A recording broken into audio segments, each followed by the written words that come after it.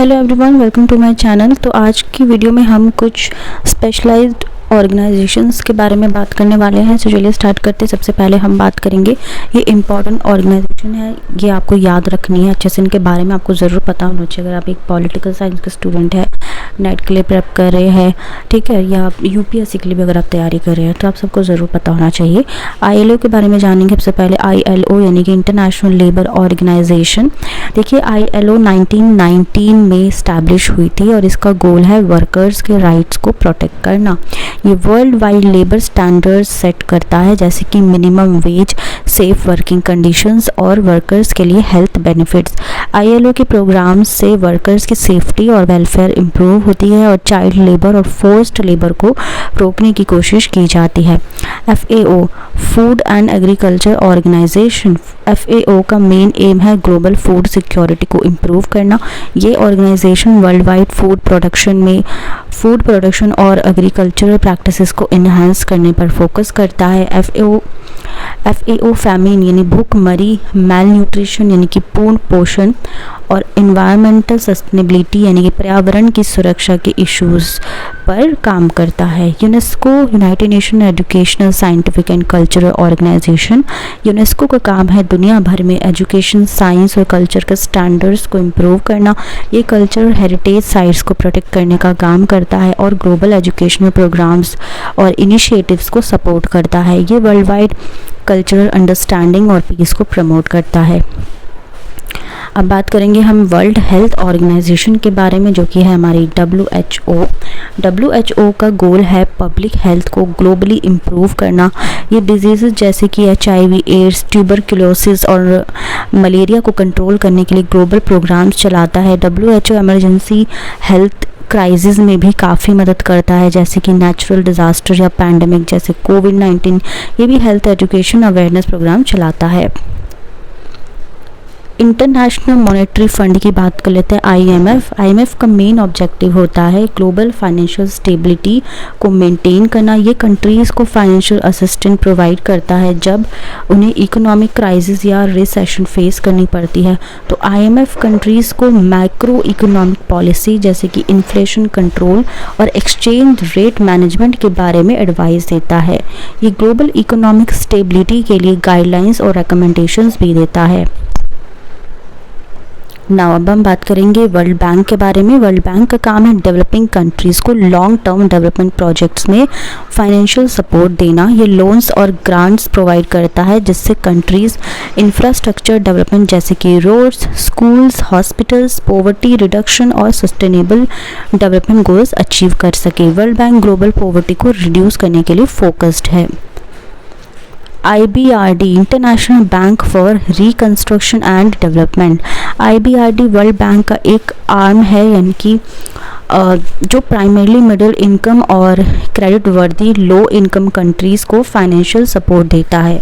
ये कंट्रीज़ को loans provide करता है जिससे उनका इकोनॉमिक डेवलपमेंट हो सके और पॉवर्टी रिड्यूस हो सके। IBRD का focus on large scale development projects है।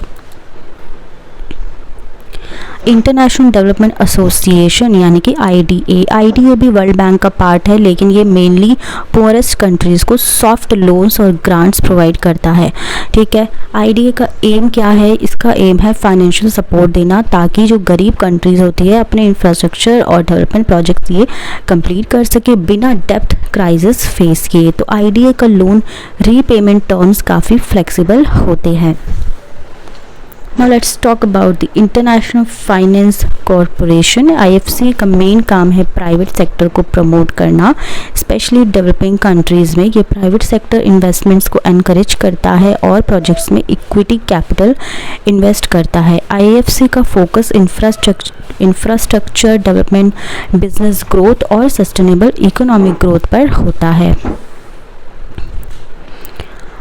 मल्टीलैटरल इन्वेस्टमेंट गारंटी एजेंसी यानी कि MIGA का काम है रिस्क को रिड्यूस करना, जो प्राइवेट इन्वेस्टर्स को डेवलपिंग कंट्रीज़ में इन्वेस्टमेंट्स करने में होता है। ये इन्वेस्टमेंट को एनकरेज करता है by providing insurance against political risk, जैसे कि एक्सप्रोप्रिएशन गवर्नमेंट का एसेट्स को सीज करना और करेंसी इन कन्वर्टिबिलिटी यानी करेंसी का एक्सचेंज नहीं होना।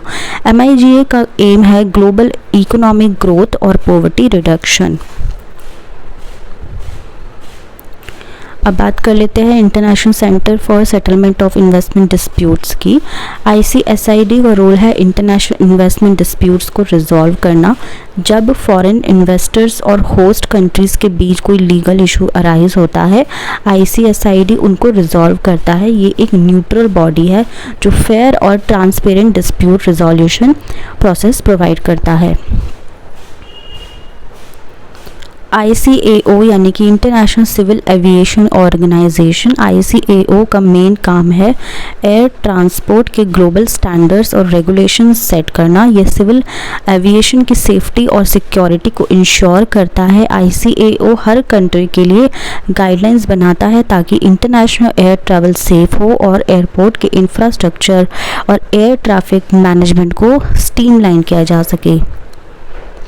इंटरनेशनल मैरीटाइम ऑर्गेनाइजेशन की बात कर लेते हैं। इंटरनेशनल मैरीटाइम ऑर्गेनाइजेशन का फोकस है इंटरनेशनल शिपिंग के लिए सेफ्टी स्टैंडर्ड्स और एनवायरमेंटल प्रोटेक्शन मेजर्स सेट करना। ये मरीन पॉल्यूशन को कंट्रोल करने, शिप्स की सेफ्टी और शिपिंग रेगुलेशंस को ग्लोबल लेवल में हार्मोनाइज करने के काम करता है। IMO का गोल है शिपिंग इंडस्ट्री को सेफ और सस्टेनेबल बनाना।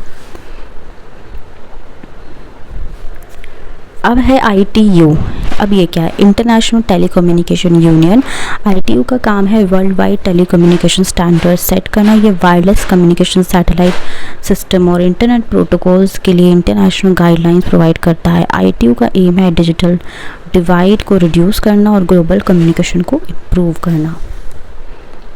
सबसे इम्पॉर्टेंट बात करेंगे अब हम वर्ल्ड ट्रेड ऑर्गेनाइजेशन के बारे में। वर्ल्ड ट्रेड ऑर्गेनाइजेशन का मेन गोल है ग्लोबल ट्रेड को लिबरलाइज करना, यानी कि ग्लोबली हर कोई ट्रेड कर सके। ये इंटरनेशनल ट्रेड रूल्स सेट करता है।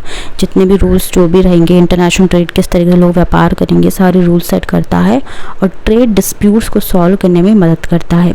WTO कंट्रीज़ के बीच ट्रेड बैरियर्स जैसे कि टैरिफ्स और